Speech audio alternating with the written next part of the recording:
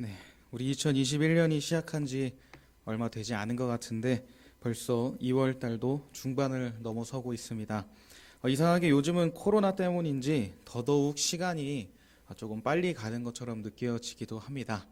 저만 그럴 수도 있지만요. 특히 작년부터 시작해서 우리 교회 청년들이 계속 군입대를 하고 있는데 이제 엊그제도 갔고 이제 앞으로도 3월, 5월, 7월 이렇게 계속 나눠서 입대를 한다고 합니다. 특히 이 친구들이 제가 20살 때 유초등부 교사로 20살에 처음 이렇게 섬기게 되었을 때 초등학생이었던 친구들인데 벌써 이 친구들이 군대에 간다니 또 갔다가 점점 올 때가 얼마 남지 않은 친구들도 있는데 그렇게 시간이 빨리 간다니 상당히 마음이 짠하기도 하고 감회가 새로웠습니다.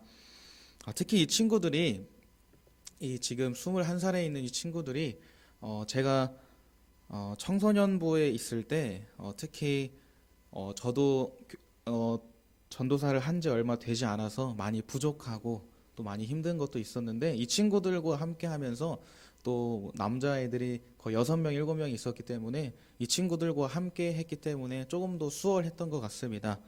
특히 그 친구들과 또 제자훈련도 했었는데 제자훈련이라고 해봐야 대부분 받으셨던 이 가장 기초적인 이 양육을 또 청소년 버전으로 해서 더 간단하고 기초적으로 합니다. 그래서 1년 동안 제법 열심히 했고 매주 토요일마다 오전에 나와서 밤 9시까지 계속 기도회도 하고 부서 활동도 하고 운동도 하고 제자훈련도 하고 같이 밥도 먹고 이렇게 했었는데 상당히 많이 힘들었던 시기이지만 또한 그와 동시에 저에게 정말 좋았던 시기였습니다. 특별히 이 친구들을 제자훈련 하면서 제가 느낀 게 있습니다.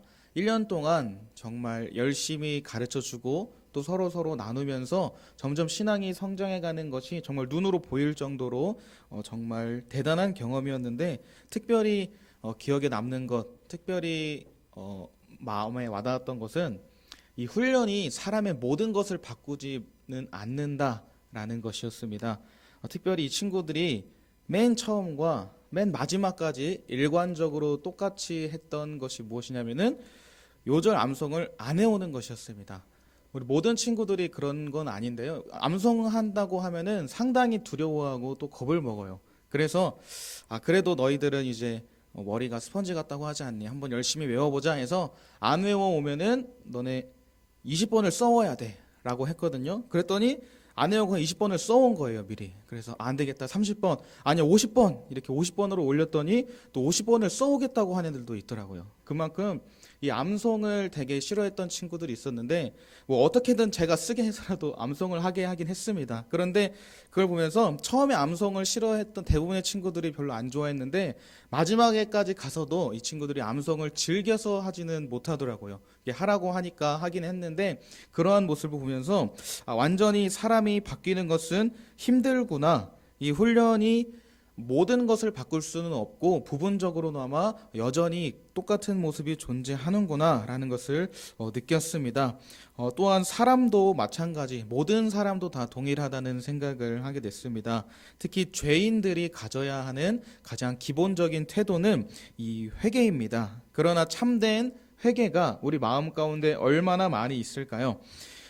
주님 앞에 나와서 지난날의 죄악을 후회하고 또 눈물 흘리는 것이 회개의 전부가 아니라는 것을 우리들은 잘 알고 있습니다. 그러나 이전과는 완전히 다른 모습을 사는 것이 진정한 회개인데 이상하게도 이전과 다르지 않습니다. 주님 앞에 죄송합니다. 후회합니다. 눈물 흘리면서 회개라고 하긴 했는데 죄악된 모습을 계속 보이기도 합니다.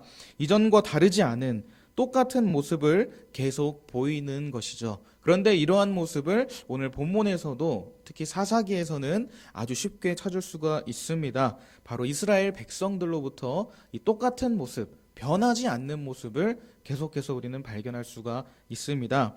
오늘 본문에 보면 그들은 가나안에 와서 벌써 이 3번이나 큰 깨달음을 체험적으로 알았습니다. 고통을 당하면서까지 깨달음을 얻었지만 똑같은 죄악을 이번에 네 번째 반복하고 있는 모습을 보입니다. 그동안 하나님이 그렇게 많은 은혜를 내려주셨고 구원해 주신 것 다 잃어버린 것 같습니다. 온니엘, 에훗, 드보라 이 사사들의 역할이 무색할 정도로 이 신앙의 그 모습들이 전혀 변하지 않고 과거와 너무나 똑같은 모습으로 살고 있는 것입니다. 우리는 지난 우리의 삶을 되돌아보면서 내가 살아온 이 삶을 되돌아보면서 내가 그동안 하나님 앞에 했었던 다짐들이 있잖아요. 목표로 삼았던 신앙의 모습대로 살고 있는지 아니면은 나중엔 결국 후회하고 또 회개해야 할 그 죄들을 계속 지으며 똑같은 모습으로 살고 있는지 돌이켜보기 원합니다. 그리고 만약 우리가 후자라면 우리의 모습이 확실하게 변하지 않고 계속 이전과도 똑같은 모습이 있다면 오늘 이 말씀을 통해 보여주시는 그 하나님, 말씀이 우리에게 전달하고자 하는 그 하나님을 만나고 그 하나님과 가까워지는 우리가 되기를 축복합니다. 오늘 본문을 통해 우리에게 보여주시는 하나님은 어떤 하나님이시냐면요. 먼저는 인격적이신 하나님이십니다. 이 말은 우리가 하나님을 대할 때 인격적인 관계를 맺어야 한다는 뜻입니다. 오늘 비로소 네 번째 죄악을 저지른 이스라엘은 이번에는 미디안에게 박해를 당하고 있습니다. 특히 미디안은 유목민족들이었습니다. 그래서 그들은 항상 이스라엘이 있는 곳에 있어서 그들을 괴롭힌 것이 아니라요. 유목민족이기 때문에 움직이는 민족들인데 언제 한번 몰려와가지고 그들이 가지고 있는 것을 다 가져가는, 다 약탈해가는 곡식과 토지 소산들을 다 훔쳐가고 약탈해갔던 그러한 민족들이었습니다. 그래서 2절에 보면은 이스라엘이 웅덩이와 굴, 산성을 만들어서 그들이 올 수 없는 곳으로 불편하게 들어가서 힘들게 살았다고 말씀하시죠. 그리고 특별히 5절에 보면은 미디안이 이스라엘을 어떻게 괴롭혔는지 구체적으로 말씀해주고 있습니다. 우리 5절 말씀 함께 읽어보겠습니다. 이는 그들이 그들의 짐승과 장막을 가지고 올라와 메뚜기 떼같이 많이 들어오니 그 사람과 낙타가 무서함이라. 그들이 그 땅에 들어와 멸하려 하니. 그들이 와서 미디안 사람들이 이스라엘에 와서 약탈해가는 그 모습을 마치 메뚜기 떼와 같았다라고 비유합니다. 메뚜기 떼가 온 것처럼 조금도 남김없이 다 가져갔다라는 걸 강조하고 있죠. 그만큼 이스라엘의 궁핍함이 심각했다라는 것을 나타내고 있습니다. 특히 다른 사사기 이야기들과는 달리 특히 오늘 본문에 보면요. 이스라엘이 어떠한 박해를 당했고 어떠한 고난을 당했는지를 1절부터 5절까지 다른 곳에 비해선 상당히 긴 분량으로 설명하고 있습니다. 그만큼 이스라엘이 이 반복적인 죄악, 이스라엘이 변함없이 이 똑같은 모습이 가져온 이 심각성을 알려주고 있는 듯 합니다. 그래서 6절에 보면은 이스라엘 자손들이 여호와께 부르짖습니다. 그러자 하나님께서 응답하십니다. 그동안 하나님께서 어떻게 응답하셨나 보면은 대부분 사사들을 보내셔서 그들을 이제 구원하겠다라는 긍정적인 말씀을 해 주셨는데 과연 네 번째 반복된 이 죄악 속에서도 하나님은 그렇게 말씀하시는지 우리 8절과 9절에 나와 있는데 이 두 구절 길지만 우리 함께 같이 읽어보겠습니다. 여호와께서 이스라엘 자손에게 한 선지자를 보내시니 그가 그들에게 이르되 여호와께서 이같이 말씀하시기를 이스라엘의 하나님 내가 너희를 애굽에서 인도하여 내며 너희를 그 종되었던 집에서 나오게 하여 애굽 사람의 손과 너희를 학대하는 모든 자의 손에서 너희를 건져내고 그들을 너희 앞에서 쫓아내고 그 땅을 너희에게 주었으며 앞으로 후에도 계속 이어지는데요. 하나님께서 구원자를 세워주셔야 되는데 갑자기 선지자 한 명을 일으키셨다고 말씀하셨습니다. 지금까지 나왔던 사사기 이야기들은 백성들이 부르짖으면은 하나님이 바로 사사 한 명을 세우셔서 그를 통해 이스라엘을 구원하겠다라고 말씀을 하셨는데 선지자를 통해서 그저 말씀만 하십니다. 근데 그 말씀이 뭔가 심상치가 않죠. 하나님이 너희를 애굽에서 구원하셨다. 그리고 하나님이 너희를 학대하는 모든 자들의 손에서도 다 구원해 주었다. 그 모든 땅을 다 너희에게 상급으로 주었다. 그리고 10절에 보면요. 내가 또 너희에게 이르기를 나는 너희의 하나님 여호와이니 너희가 거주하는 아모리 사람의 땅의 신들을 두려워하지 말라 하였으나 너희가 내 목소리를 듣지 아니하였느니라 라고 말씀하고 있습니다. 이스라엘을 구원할 사사를 보내주실 줄 알았는데 오히려 하나님은 그들의 모습에, 그들이 부르짖고 울부짖는 그 모습에 오히려 비난과 꾸짖음을 주고 계십니다. 이스라엘과 하나님의 관계가 이전과 같지 않다는 것입니다. 점점 악화되어 가고 있습니다. 사실 당연한 것이죠. 하나님은 기도만 하면 무조건 소원을 들어주시는 분이 결코 아닙니다. 자판기처럼 이만큼의 기도를 하면은 어떤 소원을 들어주고 이만큼의 순종을 하면은 어떤 복을 주시는 그런 기계가 아니라 인격적이신 하나님이시기 때문에 그렇습니다. 그런데 이스라엘 백성들은 어떻게 지금 하나님을 대하고 있나요? 마치 하나님을 인격적이신 분, 초월적이신 분으로 보는 것이 아니라 필요할 때만 와서 기도하면 또 들어줘야 하는 존재로 보는 것처럼 행동합니다. 그들에겐 하나님이 인격적으로 만나서 인격적으로 경험하는 그런 인격적인 교제가 있는 것이 아니라 당시 그 주변에 있던 수준 낮은 가나안의 우상들과 별반 다르지 않는 그런 모습, 마치 램프의 요정 지니를 대하는 것처럼 그렇게 대하고 있는 것이기 때문입니다. 특별히 하나님을 인격적으로 잘 알고 있고 하나님과의 인격적인 교제에 힘쓰는 자들은 절대 이렇지 않습니다. 하나님을 대할 때 결코 이렇게 할 수가 없습니다. 그들은 어떠한 모습을 보일까요? 그렇지 않은 사람과 삶의 전반에서 대부분의 모습이 다 다릅니다.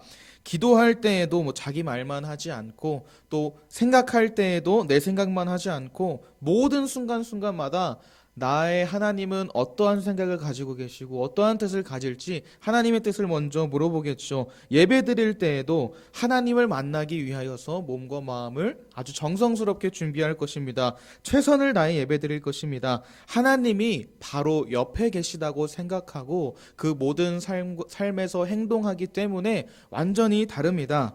그러나 하나님과 인격적인 교제가 없는 사람들, 이스라엘 백성과 같은 사람들은 어떻게 합니까? 신앙생활을 마치 숙제하듯이 합니다. 주일은 예배 드리는 날이니까 일단 교회 가서 예배는 드리고 또 기도는 일단 눈 감고 하는 것이니까 일단 눈 감고 하지만 하나님과 대면하여 만나듯이 하는 것이 아니라 정말 초등학생이 숙제를 하듯이 마치 하나님이라는 존재를 잊어버린 듯이 신앙생활을 하게 됩니다. 그리고 그런 관계 속에서는 기쁨이 있을 수가 없습니다. 하나님을 예배하는 일, 기도하는 그 시간들, 개인적으로 말씀을 묵상하는 내 인생에서 정말 중요한 그 큐티가 부담이 되고 또 대충 하게 되고 또 남들이 하라고 하니까 하는 그런 신앙생활은 기쁨이 아니라 평안이 아니라 행복이 아니라 고통이 될 수밖에 없습니다. 그러나 하나님과 인격적인 교제를 나누는 사람들은 그렇지가 않죠. 한순간 한순간 하나님과 함께하는 그 한순간이 정말 값지고 소중할 것입니다. 우리는 최근에 어떠한 신앙생활을 하고 있습니까? 코로나 시기에 우리는 하나님과 인격적인 교제를 계속해서 나누고 있는지 아니면은 우리의 신앙생활을 마치 숙제하듯이 하고 있지는 않은지 돌아보기를 원합니다. 특별히 하나님 앞에서 이 코로나라는 것은 변명이 될 수 없음을 기억하는 우리가 되기를 바랍니다. 특별히 오늘 이스라엘 백성들의 모습을 보면서 하나님은 인격적인 분이시라는 사실, 내가 하나님께 죄악을 짓고 하나님 앞에서 똑같은 모습만 보인다면, 변화되지 않는 그런 모습만 보인다면 언젠가 하나님께서 내가 울고 부르짖어도 기도를 듣지 않으시고 오히려 나를 꾸짖으시는 분이시라는 그 사실을 기억하시기를 바랍니다. 또 함께 우리와 하나님 사이에 인격적인 교제가 필요함을 기억합시다. 우리의 모든 예배와 또 우리의 모든 기도, 우리의 모든 신앙의 그 삶 속에서 참된 진심이 담기도록 가장 정성스럽고 하나님과 함께하는 그 모든 시간이 가장 아름다운 시간이 될 수 있도록 우리 옆에 계신 주님과 함께하는 신앙, 인격적인 교제가 있는 신앙생활이 되기를 주님의 이름으로 축복합니다.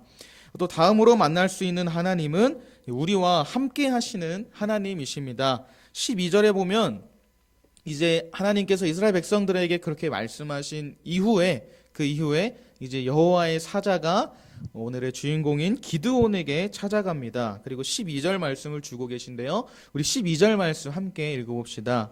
여호와의 사자가 기드온에게 나타나 이르되 큰 용사여 여호와께서 너와 함께 계시도다. 계시도다. 아멘. 아멘. 큰 용사인 기드온아 하나님이 너와 함께 하신다.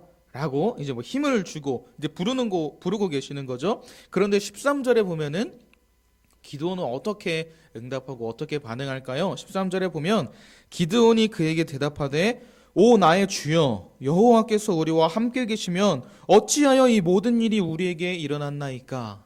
라고 말합니다. 제가 어떻게 감히요? 라는 이런 반응이 나올 줄 알았는데 오히려 그와 반대이죠. 이 기드온이 드는 이 반론을 좀 분석해 보면은 먼저는 하나님이 이스라엘과 함께 하신다면 왜 우리가 미디안에게 고난을 당하고 있습니까? 왜 우리와 함께 하시는 게 맞습니까? 라는 반론이고 또 옛 조상들에게는 그렇게 기적을 흔하게 보여주셨으면서 왜 지금은 하나님의 기적이 하나도 없습니까? 라는 것이고 또 세 번째 의미는 이스라엘의 지금 상황을 보면 하나님 이스라엘과 함께 하는 게 아니라 이스라엘을 버리신 것이 아닙니까? 라는 뜻으로 하나님이 진짜 우리와 함께하고 있습니까? 라고 반론을 하고 있습니다. 이렇게 때 아닌 불평을 하는 기드온에게 14절에 보면은 다시 한번 말씀하시는데요. 14절에 보면 12절과 차이가 있습니다. 12절에는 여호와의 사자가 기드온에게 나타났었는데 14절에서는 이제 여호와께서 직접 기드온에게 말씀하시죠. 그 불평에 대해 뭐라고 말씀하십니까? 우리 14절 말씀도 함께 읽어봅시다. 여호와께서 그를 향하여 이르시되 너는 가서 이 너의 힘으로 이스라엘을 미디안의 손에서 구원하라. 내가 너를 보낸 것이 아니냐. 네, 사실상 하나님께서는 이제 기드온의 물음에 대해서는 뭐 대답하지 않으십니다. 사실 그것을 말하러 오신 것이 아니고 사실은 모두 이스라엘의 죄악으로 모두 해결될 수가 있는 그런 말이지만 지금의 기드온은 하나님께서는 지금 기드온의 순종을 보러 오신 것이고 또 기드온의 입장에서는 이해가 안 되겠지만 하나님께서는 지금 순종하는 자, 하나님의 부름에 응답하는 자를 부르러 오셨고 사용하려 오셨기 때문에 기드온이 먼저 하나님께 순종하도록 이해할 수 없는 상황에서도 순종할 수 있도록 힘을 북돋아 주십니다. 이렇게 하나님께서 벌써 두 번째 그를 부르시며 힘을 주셨습니다. 그런데 기드온은 또다시 반문을 합니다. 15절에 보면요. 제가 어떻게 하겠습니까? 저는 므낫세 지파 중에서도 극히 약하고 또 아버지 집에서도 가장 작은 자입니다. 라는 것이죠. 저는 그렇게 할 수가 없습니다. 그러자 16절에 하나님께서 말씀하십니다. 여호와께서 그에게 이르시되 내가 반드시 너와 함께하리니 내가 미디안 사람 치기를 한 사람을 치듯 하리라 하시니라. 이스라엘의 가장 뛰어난 모델이라고 하면은 당연 모세를 뽑을 수가 있습니다. 또 그 다음으로는 모세의 후계자였던 여호수아일 것입니다. 사실 처음에 모세도 이러한 모습을 보였죠. 하나님께서 바로 왕에게 가라고 하셨을 때 반문했습니다. 저는 말도 못하고 이것도 못하고 저는 할 수가 없습니다. 그러나 하나님께서 하신 말씀은 내가 반드시 너와 함께 가겠다 라는 것이었습니다. 여호수아가 이제 가나안 정복 전쟁을 앞둔 상황에서 하나님께서 여호수아에게 뭐라고 말씀하셨습니까? 내가 너와 함께 할 테니 강하고 담대하라라고 말씀하셨습니다. 즉 오늘 우리가 보는 이 기드온까지 포함하여 모세와 여호수아, 기드온은 하나님의 똑같은 말씀을 받았습니다. 내가 너와 함께 할 것이다. 내가 너와 함께 갈 것이다 라고 말씀하셨고 이 말씀은 그들을 큰 용사로 만들었고 전쟁의 승리자이며 또 민족의 인도자로 만들었습니다. 그들이 뛰어난 것이 아니라 뛰어나신 하나님께서 함께 하신 결과가 그랬던 것입니다. 사랑하는 여러분, 특별히 우리는 하나님께서 우리와 함께하는 자라는 것을 기억하는 우리가 되기를 바랍니다. 이사야 선지자는 예수님에 대해서 이야기하며 그 이름을 임마누엘이라고 했습니다. 예수님의 존재 자체가 임마누엘을 말하는 것이고 또 예수님의 그 모든 구원 사역을 통해서 예수님을 믿는 모든 자들에게 이 임마누엘이 확실하게 적용된 것입니다. 임마누엘, 하나님이 지금 우리와 함께 하신다라는 것입니다. 지금 당장 내 귀에 하나님의 음성이 들리지도 않고 내 안에 확신도 없고 기드온처럼 나같이 못난 사람을, 나처럼 부족한 사람을 하나님이 쓰실 리가 없어. 내 삶은 앞으로도 변함이 없을 것이고 내 삶은 앞으로도 더 나아질 수가 없을 거야 라며 좌절하는 모든 그리스도인들에게, 무너져가는 그 모든 그리스도인들에게 예수님의 존재 그 자체는, 예수님께서 우리를 위해 피 흘리시고 우리를 위해 보여주신 그 십자가상의 그 구원은 우리에게 임마누엘이 확실함을, 임마누엘이 분명함을 보여주고 계시는 것입니다. 예수님의 존재 자체가 예수님을 믿는 모든 자들에게 임마누엘을 보여주고 있습니다. 하나님이 우리와 함께 하신다. 이것을 잊지 않게 하기 위하여, 우리가 이 사실을 기억하게 하시기 위하여서 예수님께서 우리에게 오시고 보여주신 것입니다. 사랑하는 여러분, 우리 하나님은 그런 하나님이십니다. 무엇보다 우리와 함께 하시는 하나님이시고 우리가 어떤 상황에 있든지 어떤 환경에 있든지 우리를 결코 포기하지 않으시는 하나님이십니다. 내 삶이 되돌아보았을 때, 내 삶을 다시 한번 볼 때 정말 많이 도태되어 있고 계속 똑같은 모습만 보이는 부족한 자라고 생각될지라도 하나님은 우리와 함께 하신다라고 말씀하시며 위로하고 계십니다. 우리는 그 하나님만 기억하면 되고 우리는 그 하나님만 따라가면 되는 것입니다. 사랑하는 여러분, 하나님은 우리와 함께 하십니다. 늘 기억하며 나아가는 우리가 되기를 바랍니다. 또 마지막으로 만날 수 있는 오늘 본문의 하나님은 증거를 보여주시는 하나님이십니다. 우리가 읽지는 않았지만 조금 더 보면요, 이 증거는 신앙이 연약한 자에게 필요한 것입니다. 증거는 신앙이 연약한 자에게 필요합니다. 예수님의 부활을 믿지 못했던 도마는 증거를 찾았고 또 오늘 하나님이 정말 나와 함께 하실까? 라는 그 하나님이 그 말씀을 믿지 못했던 기드온은 오늘 본문에 보면 증거를 찾고 있습니다. 17절부터 24절까지 말씀을 보면요, 기드온은 증거를 보여달라고 해요. 그러자 여호와의 사자가 염소 새끼 하나와 이 무교병을 가지고 오라고 합니다. 그 고기와 무교병을 바위에 올려놓고 그 위에 이제 국을 부으라고 해요. 그럼 이제 그 염소 새끼 그 고기와 이 무교병이 완전히 젖었을 텐데 그때 여호와의 사자가 그 모든 것을 완전히 불살라 버립니다. 하나님께서 이렇게 증거를 보여주시는 이유는 그의 믿음이 아직은 연약하고 그의 믿음이 아직은 부족하다는 것을 이해하시기 때문입니다. 도마가, 예수님의 이야기를 보면요, 도마가 예수님의 부활을 믿지 못했죠. 그리고 그 증거를 찾았습니다. 그 구멍에 내 손가락을 넣기 전까지는 믿지 않겠다라고 하며 증거를 찾았는데 그때 예수님께서 도마를 이해하지 않으시고 별 신경 쓰지 않으셨다면 도마에게 드러나지도 않으셨을 것입니다. 그러나 예수님은 다르셨죠. 사랑하는 우리 제자가 이 증거를 통해서라도 부활을 믿기 원하셨습니다. 그리고 그토록 우리를 사랑하시는 하나님께서 우리의 믿음을 위하여 우리 삶 속에 그 모든 증거를 예수님께서 우리를 위해 오셨고 우리를 사랑하시며 우리와 함께 하신다는 것, 우리를 포기하지 않으신다는 것, 우리를 끝까지 붙잡아 주신다는 그 증거를 사랑하는 우리를 위해서 이 성경 안에 가득 심어 놓아 주신 것입니다. 우리를 사랑하시기 때문에 우리를 포기할 수 없으셨기 때문입니다. 이렇게 증거를 받은 기드온의 기분이 좀 어땠을까요? 여호와의 사자가 이제 기적을 통해서 하나님이 너와 함께 하신다는 것을 이제 증거로 보여주었습니다.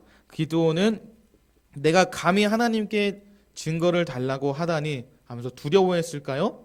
아니면은 증거를 받았음에도 뭔가 의심이 남아 있었을까요? 오늘 본문에 보면 24절에 보면요, 기드온은 증거를 보고 나서 이제 제단을 쌓고 그 이름을 여호와 샬롬이라고 짓습니다. 샬롬, 우리가 잘 아는 평안이라는 뜻을 가지고 있는 단어죠. 특히 이 샬롬이라는 것이 구약에서는 우리의 생각과는 조금 다르게 마음의 평안을 말하는 것이 아닙니다. 그렇게 사용되기도 하지만 구약에서 대부분 이 샬롬은 마음의 평안보다는 오히려 관계를 표현하는 단어입니다. 올바른 관계를 유지할 때 그때의 상태를 샬롬이라고 표현합니다. 그로부터 오는 평화인 것이죠. 오늘 하나님께서 우리에게 보여주신 모습을 살펴보면요, 하나님은 인격적이신 분이셨고 또 우리와 함께 해주시는 분, 또 우리를 위해 증거를 보여주시는 하나님이셨습니다. 그런 하나님을 우리가 만난다면, 그런 하나님을 우리가 알아간다면 오늘 기도원처럼 여호와 샬롬을 느끼게 된다는 것을 보여주고 계시는 것이죠. 성경에서 이 샬롬이 가장 없었던 시기 사사기입니다. 이 사사기 중에서도 가장 가운데에 있는 이 기드온의 이야기에서 하나님은 가장 먼저 하나님을 알아가는 이 기드온에게 여호와 샬롬을 보여주신 것입니다. 특별히 오늘 이 말씀을 보면서 하나님을 알아가면 알아갈수록 우리에게 큰 유익이며 우리에게도 샬롬이 되는 줄 믿습니다. 우리의 삶이 점점 변하지 않고 하나님과의 관계가 계속 무너져 있다고 생각될지도 모릅니다. 그러나 분명히 하나님의 사람은 다릅니다. 하나님의 사람들은 우리의 생각과는 다릅니다. 제가 처음에 말씀드렸던 이 청소년 제자 양육 받던 그 친구들이 정말 당장 눈에 변하는 것 같지는 않아 보일지 모르겠죠. 그 친구들을 봤을 때 정말 이 친구들이 계속 요절 암송도 못 해오고 변하는 것 같지 않아 보였습니다. 그러나 분명히 이 제자 훈련을 통해서 하나님이 어떤 분이신지 배웠고 하나님께 나아가는 자가 어떠한 마음을 가져야 하는지, 하나님이 아름답게 생각하시는, 하나님 보시기에 기뻐하시는 신앙생활이 무엇인지 분명히 배웠습니다. 우리가 우리 삶 속에서 그렇게 완벽하게 확연한 차이를 드러내지는 않을지라도 우리가 점점 하나님을 알면 알아갈수록, 하나님께 가까이 가면 가까이 갈수록 분명히 변화가 있다는 것을 하나님께서는 우리에게 보여주실 줄 믿습니다. 우리가 제자 훈련을 받으면서 혹은 오랜 신앙생활을 해오면서 변화가 없을 거라고 생각할 수도 있지만, 지금 나는 뭔가 문제가 있다라고 생각될 수도 있지만, 오늘 본문에 나와 있는 것처럼 하나님이 어떤 분이신지 계속 알아가고, 또 하나님께서 나를 얼마나 사랑하시는지, 하나님이 무슨 일을 하셨는지 부단히 노력하면서 하나님께 다가간다면 하나님 분명히 우리 인생을 조금씩 바꿔주실 것이고 아름답게 인도하실 줄 믿습니다. 왜냐하면 우리 하나님은 오늘 본문에서만 봐도 정말 우리와 인격적인 교제를 맺기 원하시는 분이시고, 또 우리와 함께 하시며 우리에게 힘을 주시기 원하시는 분이십니다. 또한 우리에게 증거를 주시면서까지 우리 믿음을 더 단단하게, 더 굳게 하시는 분이시기 때문입니다. 그리고 마침내 하나님 결국 우리와 올바른 관계를 통해, 아름다운 관계를 통해 우리에게도 여호와 샬롬, 하나님과의 올바른 관계에서 오는 평안을 주시는 분이시기 때문입니다. 우리 삶에 드라마 같은 변화가 나타나지 않고 또 똑같은 모습 뿐일지라도 부단히 하나님을 알아가기 위해 노력하면, 또 하나님께 가까이 가는 것, 하나님께 다가가는 것을 포기하지 않으면 그 평안, 세상이 줄 수 없는 그 평안, 하나님과 나 사이에 있는 그 평안을 분명히 우리에게 주실 줄 믿습니다. 날이 갈수록, 세월이 흐를수록 하나님을 알아가고 또 하나님을 더욱더 의지하는 우리가 되기를 주님의 이름으로 축복합니다. 이 시간 우리 함께 찬양하면서 나아가겠습니다.